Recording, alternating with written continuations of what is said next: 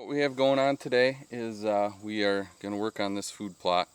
As you can see behind me, we've got a ton of ferns and a ton of weeds that grow up in this spot. We're working on soil correction back here, adding our lime every year and doing a bunch of other stuff, but we just can't seem to really get rid of the ferns very well. So we're going to try something a little bit different this year.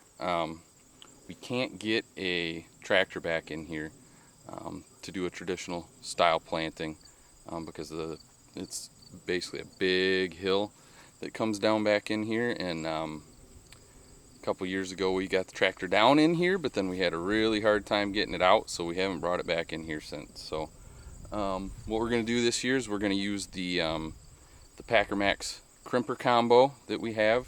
We filled it up with water back up at the cabin and pulled it back here on the Cultipacker side, and then what we'll do is we'll just flip it right over down to the crimper, and that'll crimp all these weeds and all these ferns down, terminating the weeds, and then it creates a thatch over top of the seed. So the first thing we're going to do is we're going to spread our seed, broadcast it all out over the food plot, and then we'll go over top of that with that crimper to kill all the weeds and lay down a thatch over top of it. And then we'll spread the rest of our lime on it and then our fertilizer, and we should be good to go. So this is a good way to do food plots, you know, in areas that you can't really get tractors and implements and stuff like that. We've just got the Ranger back here with the Packer Max and a little pull behind spreader, and that's all we need. So it's a good spot back in here. There's tons of deer.